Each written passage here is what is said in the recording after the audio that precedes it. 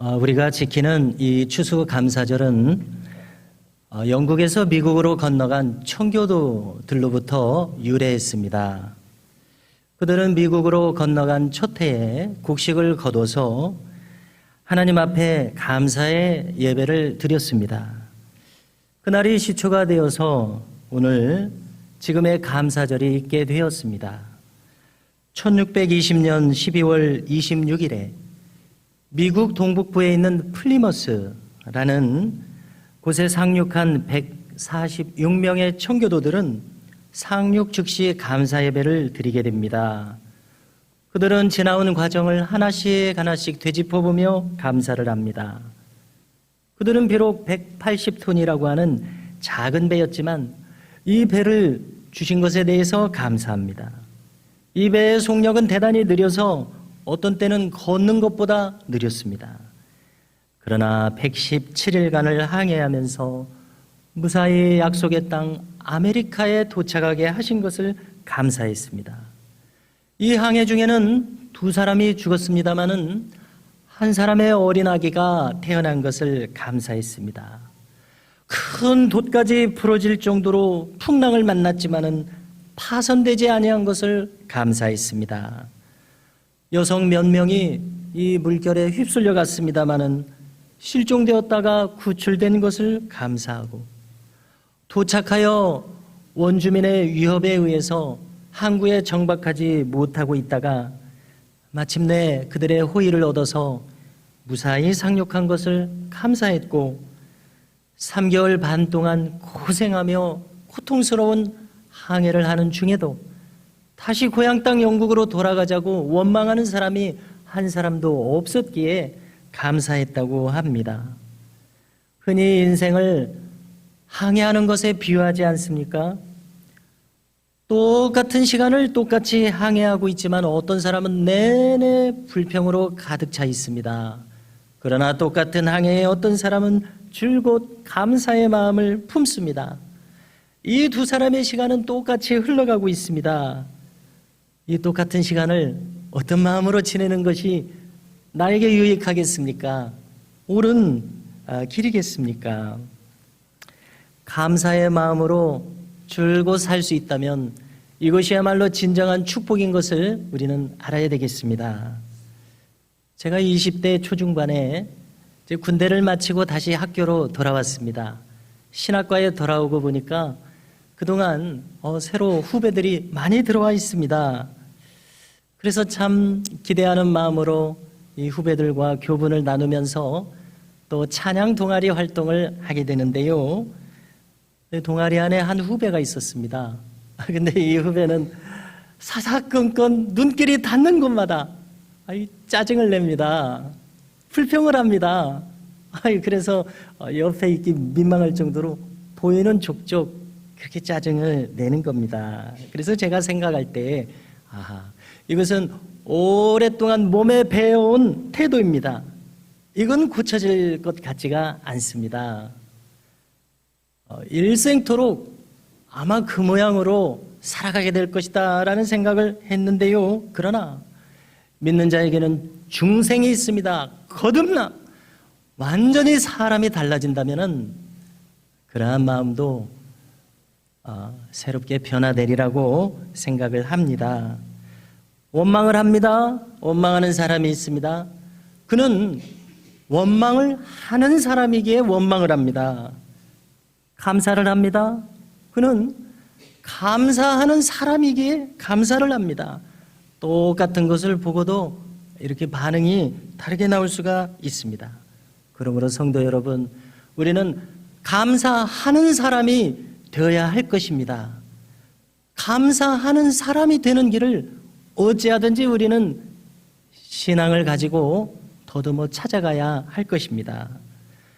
감사하는 일에 있어서 세 가지의 차원이 있다고들 말하게 됩니다. 첫 번째는 내 손에 뭔가 들어왔기에 감사하는 감사입니다. 먹을 것을 주셨으니까 감사합니다. 초등학생이라면 100점을 맞았습니다. 얼마나 기분이 좋습니까? 감사합니다. 수험생이라고 하면은 합격을 했습니다. 얼마나 감사합니까? 농부라면 풍년이 들었으니 감사하고, 사업가라면 사업이 잘 되어가니 감사합니다. 내 손에 가질 수 있게 하는 감사입니다. 두 번째 차원의 감사는 깨달아져서 하는 감사입니다. 이게 감사는 말입니다. 어제까지 가난했습니다. 그런데 오늘날 잘 살게 되어서 부유해졌습니다. 감사하지요. 그러나 이렇게 감사하는 감사가 아닙니다. 어제도 가난하고 오늘도 여전히 가난합니다. 그런데 생각해 보니까 온 가족이 건강합니다. 화목합니다. 그래서 이것을 깨닫고 보니까 여전히 좀 가난해도 행복하구나. 이렇게 감사합니다. 이런 차원인데요. 이렇게 보면은 전에는 이것이 은혜인 줄 몰랐는데 지금은 이것이 은혜라는 것이 깨달아집니다. 전에는 축복인 줄을 모르고 살았습니다마는 하나님이 축복하셨다는 것을 뒤늦게 깨닫고 감사합니다. 전에는 나야말로 참 불행한 사람이었습니다.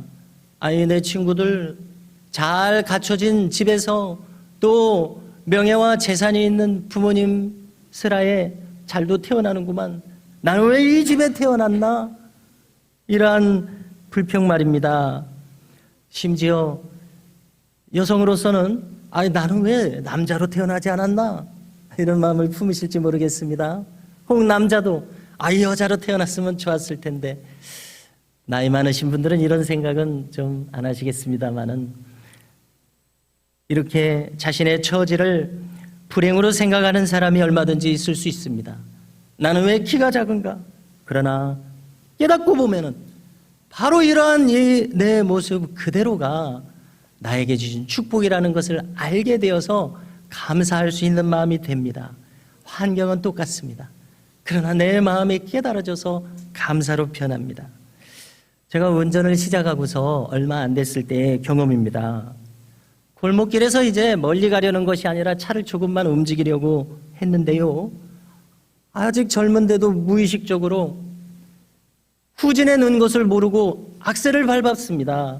그러니까 순식간에 웽하고 차가 획 돌아가는 겁니다. 이거 큰일 났구나 하는데요. 다행히 뒤에 아무도 없었습니다. 좁은 골목길인데 부딪히지도 않았습니다. 아직 젊을 때니까 살림이 그렇게 넉넉할 리가 없죠. 지금이라면 사고 나면 수습이 어느 정도 되겠지만 그때는 이거 큰일입니다. 그래서 제가 생각이 들었습니다.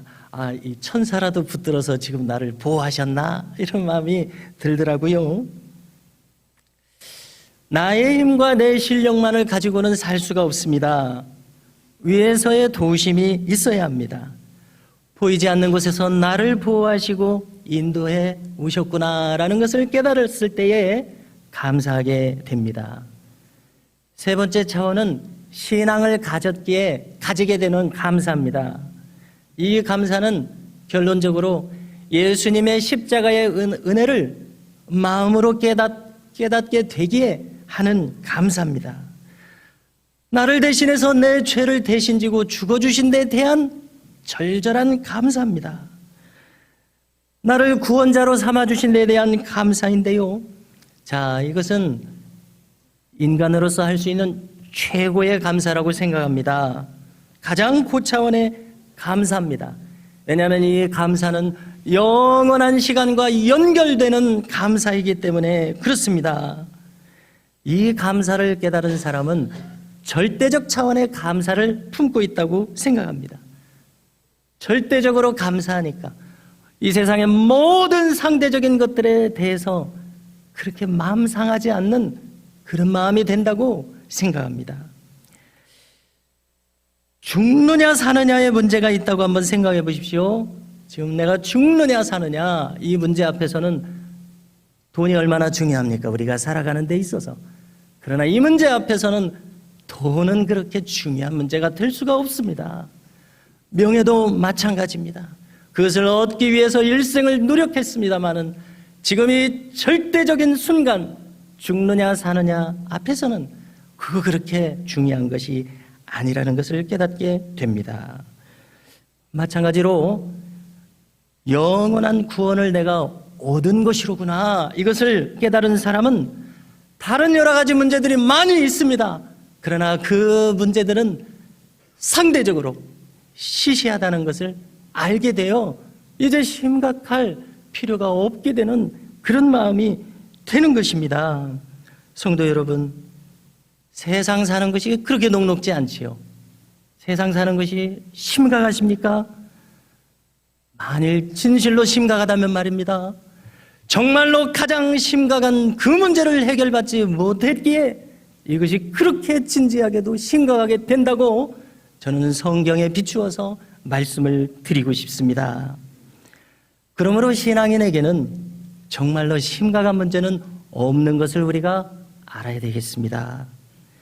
그래서 문제가 다 쉽다는 것이 아닙니다. 어려운 문제가 분명히 많습니다. 그러나 어떤 문제도 그 위의 차원에서 흐뭇하게 웃으면서 그것을 소화하면서 이겨나갈 수 있는 것이 바로 신앙인의 마음이라고 믿습니다. 오늘 본문을 보니까 사도 바울은 하나님께 항상 감사하노라고 말합니다. 이건 기도하는 사람의 마음입니다. 이 모든 것을 생각하면서 기도할 때 하나님께 항상 감사하는 마음이라고 말하고 있습니다. 4절인데요. 그리스도 예수 안에서 너희에게 주신 하나님의 은혜로 말미암아 내가 너희를 위하여 항상 하나님께 감사하노니. 고린도 교회에 편지하는 내용입니다. 자, 우리 어른들은 그래도 성경을 많이 읽으셨습니다. 그래서 고린도 교회에 대해서는 어떤 인상을 가지게 됩니다. 어떤 인상을 가집니까? 이 교회는 너무나 문제가 많은 교회입니다. 너무나 이 분쟁이 많았고 다툼이 많고 그 외 여러 가지 문제 때문에 사도 바울한테 이 모든 내용을 편지를 썼더니 사도 바울이 지금 답장을 쓰는 겁니다. 신앙으로 잘 권면해야 되겠다 하면서 쓰는 답장인데요. 이렇게 문제가 많은 교회에 뭐 감사할 것이 있겠습니까? 아니요. 그러나 사도 바울은 감사하고 있습니다. 왜 그렇습니까? 큰 것을 얻은 마당에 작은 것은 문제가 되지 않기 때문에 그렇습니다. 하나님의 은혜와 하나님의 마음에 서서 생각하니까 이건 분명 문제입니다만은 문제거리가 되지 않습니다. 그래서 9절에서도 바울은 말합니다. 우리가 함께 읽었습니다마는 하나님은 미쁘시도다 말합니다. 이 미쁘다는 말은 교회에서 본래 우리 말이기는 한데 교회에서 쓰는 말이죠. 일상생활에서는 잘 쓰지 않습니다. 영어로 보면 faithful 이렇게 되어 있습니다. 이것을 우리말로 옮기면 신뢰할 수 있는, 하나님이 미쁘시다는 것은 하나님은 신뢰할 수 있다 이 말입니다. 하나님을 믿기에 나는 흔들리지 않는다 이런 뜻입니다. 다시 말해서 지금 편지를 쓰면서 그렇다, 그대들의 교회는 지금 문제가 많다고 내가 들었다. 그러나 나는 믿는다. 하나님은 미쁘시기에 나는 믿는다. 하나님께 감사하며 이 글을 쓰노라 이렇게 이야기하고 있습니다. 한마디로 말해서 바울은 지금 이 고린도 교회 성도들의 모습을 보고 실망하지 않고 있습니다. 실망할 만하거든요. 그러나 실망하지 않습니다. 왜 그렇습니까? 미래에 하나님이 하실 일을 보고 있기 때문에 그렇습니다. 미래에 완전해질 그분들의 모습을 보고 있어서 여기에 실망하지 않고 있습니다. 이것이 얼마나 귀합니까? 하나님은 사도 바울이 생각할 때 사도 바울 자신도 얼마나 형편없었습니까? 얼마나 거친 사람이었습니까? 그러나 하나님이 이렇게 빚으셔서 은혜로 살아가는 사람이 되게 하셨습니다. 그러기에 그는 감사하고 있는데요. 이것은 예수님의 생각과도 맞닿아 있습니다. 예수님은 제자들에 대해서 이렇게 말씀하십니다. 지금은 모르지만 그때는 알리라. 베드로를 생각해 보십시오. 예수님 십자가 지시는 바로 그 시간, 그 전날 너도 예수님 제자로구나. 거기 모닥불가에 모여있던 여종이 얘기를 하니까 예수님을 부인했습니다. 예수님 수제자잖아요. 3년 동안 수제자니까 부인해서는 안 될 사람입니다. 그런데 거친 말까지 하면서 부인했습니다. 이거는 수제자로서는 할 수 있는 일이 아니었습니다. 과했습니다. 선을 넘었습니다. 그런데 갈릴리 바닷가에서 예수님이 찾아오셨습니다. 물고기 잡고 있다가 새벽에 예수님 오셔서 하시는 말씀이 네가 나를 사랑하느냐. 그러니까 베드로가 얼마나 죄송한 시간입니까? 자기한테도 실망했습니다. 별 면목이 없습니다. 그러나 저 마음 깊숙한 곳에서 생각해 보니까 아직도 예수님 사랑하고 있습니다. 그래서 아마 제 생각에 머리를 좀 극적거리면서 제가 주님 사랑하는 건 아시나이다 하니까 예수님께서 내 양을 먹이라 이렇게 말씀하십니다. 아니 지금 베드로 처지에 예수님 지금 제자라고 떳떳이 나서서 사람들에게 뭐 가르칠 수 있습니까? 그러나 예수님은 지금의 베드로를 보고 있지 않습니다.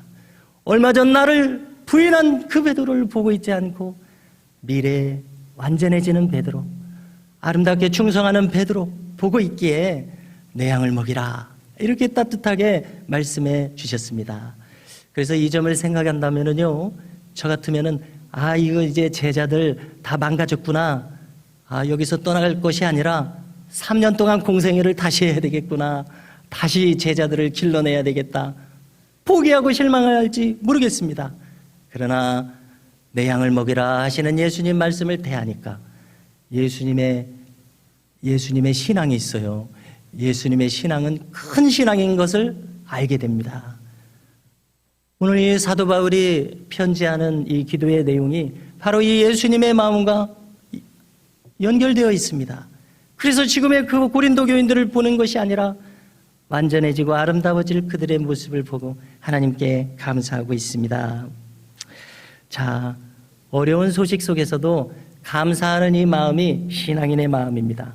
자, 그런데 맨 처음에 말씀드린 것처럼 사사건건 불만족입니다. 사사건건 짜증스럽습니다. 자, 그러면은 사람의 마음은 그 마음을 쓰는 대로 길이 나게 돼 있습니다. 예수님도 비슷한 말씀을 하셨습니다. 마태복음 12장 35절인데요. 잘 들어보십시오. 선한 사람은 그 쌓은 선에서 선한 것을 내고 악한 사람은 그 쌓은 악에서 악한 것을 내느니라. 예수님 말씀입니다. 여기에 내 마음을 비춰보십시오. 지금 나의 마음은 어떻게 흘러가고 있습니까? 무엇을 쌓고 있습니까? 깊이 생각해야 될 귀한 말씀입니다. 스펄전은 영국의 침례교 목사님으로 아주 모범적이고 훌륭한 사표가 되는 목사님입니다. 이분은 감사에 대해서 이런 말을 남겼습니다. 하나님은 촛불에 감사하는 자에게 별빛을 주시고 별빛에 감사하는 자에게 달빛을 주시고 달빛에 감사하는 자에게 햇빛을 주시고 햇빛에 감사하는 자에게 영원히 지지 않는 하나님의 은혜의 빛을 주신다. 이렇게 말했습니다. 이 말을 생각해 보면 신앙을 가진 사람은 감사의 마음이 점점 커집니다. 감사의 마음이 구김살이 없어지고 점점 완전해집니다. 얼마나 이런 마음을 가지면 좋겠습니까? 우리의 마음이 이 방향으로 나아갈 수 있기를 바랍니다. 그래서 그가 더하는 말을 들어보면은 그는 생각하는 것이 곧 감사가 돼야 된다고 말했습니다. 그는 영국인이지요. 영어로 생각한다는 말은 think인데 감사한다는 말은 thank이다 라고 말하면서 이 어원이 같다고 설명합니다. 그래서 생각을 깊이 하면 깊이 감사할 수 있다고 말합니다. 이 말을 따라서 우리도 생각할수록 감사가 늘 일어나는 놀라운 은혜가 있기를 주님의 이름으로 축복합니다. 많이 가져서 감사할 수 있다면 어디까지 감사할 수 있겠는지 생각해 보십시오. 인간의 바램, 인간의 욕망이란 참 끝이 없습니다. 자, 학생이라면 좋은 학교, 좋은 대학에 가야 나는 감사할 수 있다. 다행히 좋은 학교에 갔습니다. 그러나 이제 생각해 보십시오. 더 좋은 학교가 얼마든지 있습니다. 상대적으로 얼마든지 실망할 수가 있습니다. 또 좋은 차를 가져야 나는 감사할 수 있다면 좋은 차를 이제 가졌습니다. 그러나 더 좋은 차가 얼마든지 있습니다. 이 좋은 차가 얼마든지 시시해 보일 수 있습니다. 좋은 집을 가져야 감사할 수 있다면 이제 집을 가졌을 때 더 좋은 집을 가지지 못해 낙심하게 될 것입니다. 이처럼 가져야 감사할 수 있다면 인간의 마음은 결코 충족되기가 어렵습니다. 오늘 말씀을 나누면서 우리의 감사하는 차원이 성숙할 수 있기를 바랍니다. 가져서 감사하는 이 마음에서 깨달아지니까 감사하는 마음으로, 깨달아서 감사하는 이 차원도 귀하지만 하나님의 은혜로 살아가고 있다는 것을 알기에 감사하는 마음으로, 이 완전하고 절대적인 감사로 시간으로 보면 영원한 감사를 품고 살 수 있는 우리 모두가 될 수 있기를 주님의 이름으로 축복합니다. 사도 바울 보십시오. 생각할수록 감사한다고 지금 하지 않습니까? 생각할수록 원망뿐이라면 그것은 신앙인의 바람직한 마음과 먼 마음이라고 우리는 결론을 내릴 수 있습니다. 오늘 본문의 바울의 감사는 그리스도와 교제하고 있기에 하는 감사요, 하나님을 생각하니 미쁘시기에 하는 감사입니다. 아무리 생각해도 우리는 미완성입니다. 그러나 감사할 수 있습니다. 혹 가지지 못한 것이 있어도 감사할 수 있습니다. 왜냐하면 영원한 나라에 속해서 하나님과 교제하며 살아가기 때문입니다. 기도하시겠습니다.